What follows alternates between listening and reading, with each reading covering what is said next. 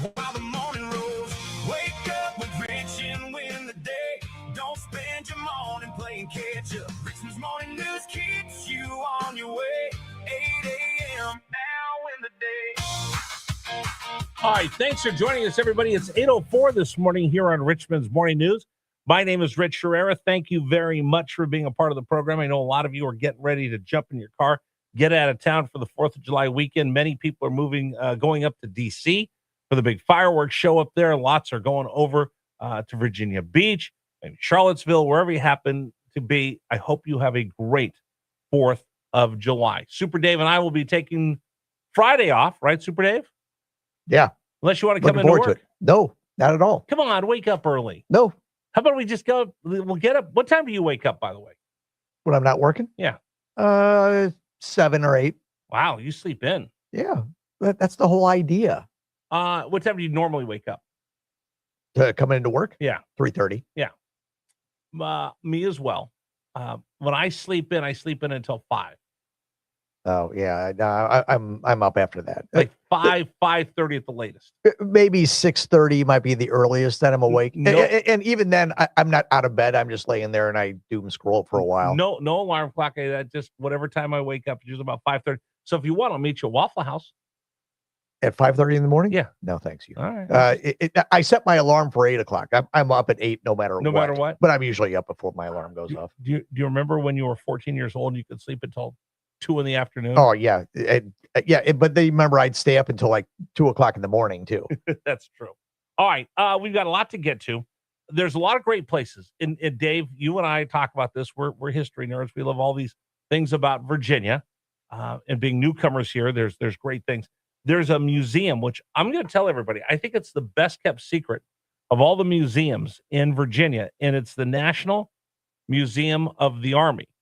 And if you're driving up to D.C., there's a sign on the side of the road that says that. I didn't know much about it. I happened to stop by a couple weeks ago when I was coming back from Mount Vernon. Super Dave, blown away. It's one of the things that I'm going to spend some time. Rigney and I are going to take the day and go up there. It's a tremendous museum. We're going to learn more about it this hour. It's a great way if you really want to find out more about this country, because it begins the very beginning of a Revolutionary War. And there's a special USA 250 exhibit that they have there. And 2 of the faces that you see are from Richmond. We'll learn about that coming up this hour on the program. But right now, let's get to Richmond's Morning News Brief. Lots of news that we need to talk about.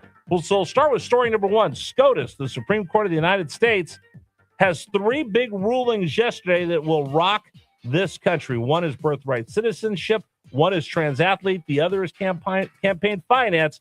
Here's the latest from Fox News. Number 1.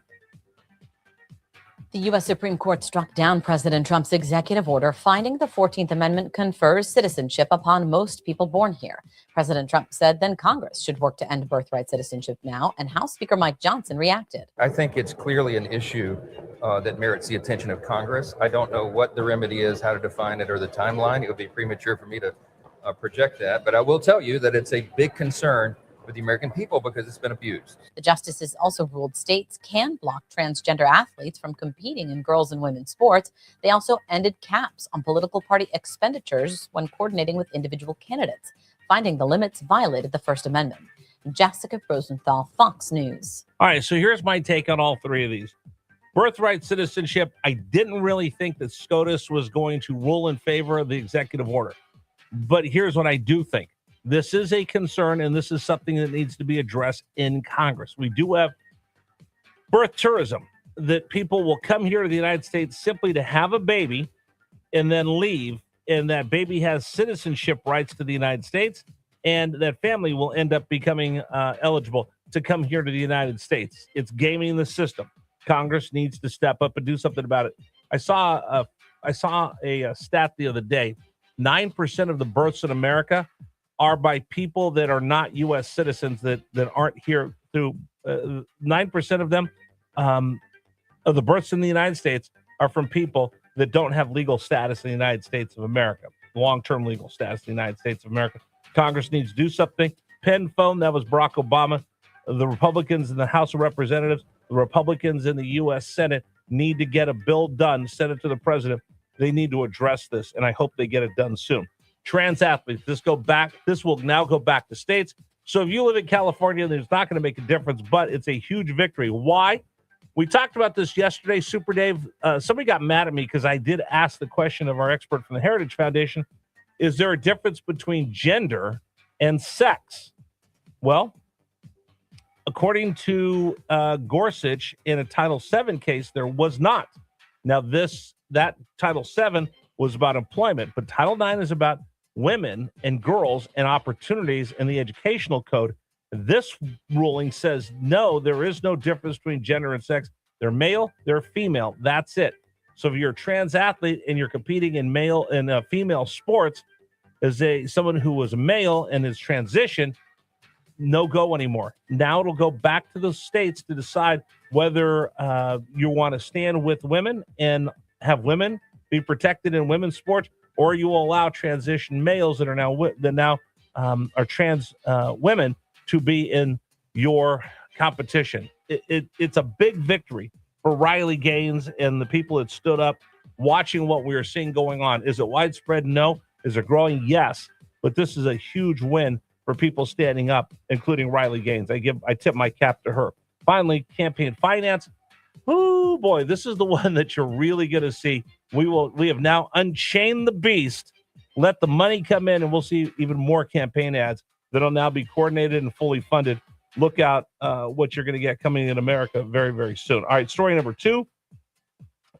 This is July 1st. Such confusing gun laws that have gone into effect. That's our second big story of the morning. Number 2. Okay, so the General Assembly passed a bunch of gun laws, and a lot of these have been so poorly written. I think most of them have been so poorly written, haphazardly written, and there's one of two things that have gone on. Number one, they did it on purpose so they can expand. They made them ambiguous so they can expand. Give them an inch, they'll take a mile. The other is they're just incompetent and can't write proper laws. Either way, there is so much confusion, and I think that's what they were trying to do. Here's the deal. Can I buy an AR-15? According to the law, I can. According to judges, I can. So can I buy a magazine that has more than so many rounds in it? Well, according to this person, I can. According to that person, it's confusing. And I think that's what they were trying to do. I think they were trying to make it confusing so you chip away at our Second Amendment rights and say we have the right to bear arms.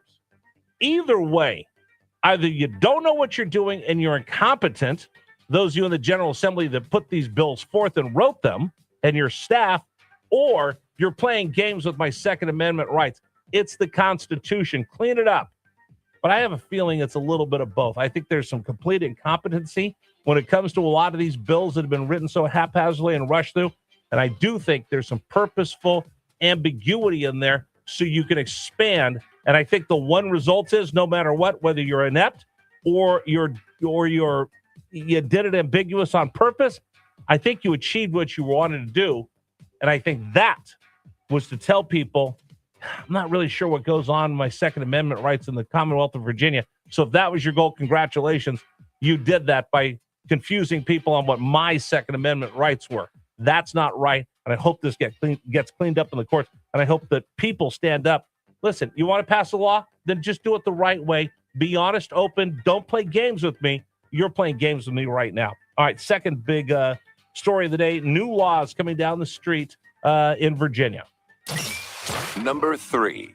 All right, here's some of the laws that will have criminal record sealing, the Clean Slate Act, meaning they're going to expunge, or not expunge, but they'll take some of these new laws and seal them from public view. Job postings must include pay ranges. Renters will get more protection, and they can now pay their rent and their security deposit by check or money order. Let's see, what else they have? Eviction expands from 5 to 14 days with a law that just goes in. Non-compete limits get new limits. Non-compete agreements get new limits. Speed limiting drivers, more local automated traffic enforcement. Styrofoam food container ban expands statewide. Anyway, wow. What do I keep saying? Don't CA my VA. Feel like I live a little bit in the People's Republic of California with some of the stuff they passed. That story, that's our next story here on Richmond's Morning News. Story number 3. Story number 4, World Cup tonight. U.S. versus Bosnia and Herzegovina. Number 4. The United States is set to face Bosnia and Herzegovina tonight in the round of 32 at the FIFA World Cup. Bosnia stuck into the knockout stage as the third-place team in Group B. Meanwhile, the Americans won Group D, but fell in their final group stage game to Turkey last week. But the U.S., of course, has home field advantage as this game will be played in Santa Clara.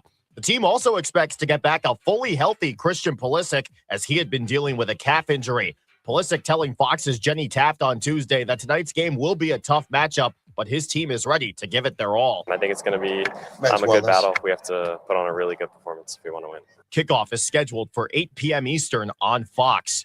Tony Genualdo, Fox News. All right, I got one more story, but I really don't feel like talking about it. It's Taylor and Travis's wedding. I didn't get invited. I'm not sending him a gift. We'll push that off to the 9 o'clock hour. So that's your Richmond's Morning News Brief for today. Is that rude? I mean, they didn't invite me, so why am I talking about their wedding, Dave? Why do I care? I don't. Okay. I'm happy for them. Hey, go, do your thing. Yay. And I like to say, we're not going to release when we're going to get married, but we're going to do it at Madison Square Garden. Okay. If you don't want anybody to know when you're getting married, Madison Square Garden is not the place you want to go. How much do you think she's upset that it's not the biggest story in the world right now because of the World Cup and the 4th of July? I don't know. So she gets enough publicity as it is. Now wait a second. So if you got invited to the wedding, you had to sign an NDA. Yeah. And you have to sign a release for video and footage that'll be shot at the wedding. Oh yeah. Because they don't want everybody in there with their cell phones. No, not their cell phones. They're going to have photographers in there, and you have to sign a release. Oh, so they can use your likeness? Yeah. Oh yeah. Well, think of all the famous people they got going in there. Okay, I had a wedding. But Patrick Mahomes wasn't showing up, or I had 400 people with NIL deals. Right, I had 400 people at my wedding. I had a big wedding. 400. Oh, I don't even know 400 people. It was a great wedding. I had a great wedding. 400 people at my wedding, right? Nobody had to sign a release for our wedding video because we only used it for ourselves. Why do I have to sign a release? Because you're going to use it publicly. Well, and although they're all public people. No, but if they're all famous people. You didn't have anybody famous at your wedding, did you? Sure, I did. Like who? I can't tell you. I Okay, signed an NDA. Yeah, right. But tell me this. Nobody's ever gone to a wedding and had to sign a release for the wedding video that they hired a photog to do. Oh, I guarantee there's some famous people that have done it. They just never mentioned it in the media. But if you do that, that means you're telling them it's a commercial release, which means she's going to make a video out of it. Oh, of course. For somebody who wants all this privacy, you're just going to make. Well, that's every famous people.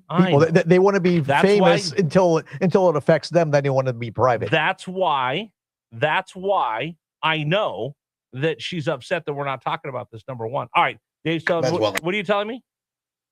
No. What do you? Come on, just say it on the air. Tell me what's on the air. What you're screaming in my ear.